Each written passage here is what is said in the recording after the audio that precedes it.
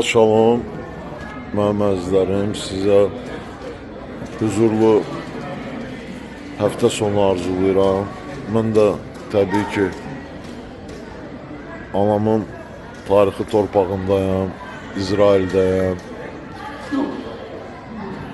İndi gəlmişəm, bir sıra iqtisadi görüşlərim var, bir sıra uğurlu layihələrim var. Onun üçün buradayam və tezliklə təbii ki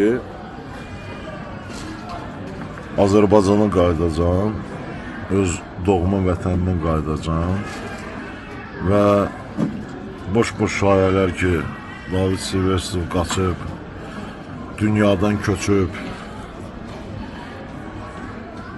havalanı bölüb, hamısı boş məsələlərdir, bu şeylərə fikir verməyin.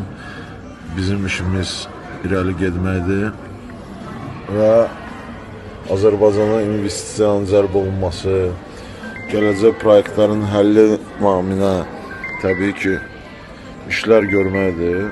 Biz də bu işlərin peşindəyik. Bir daha, necə deyərlər, Tanrı Azərbaycanımızı qorusun. Şabat, şalom.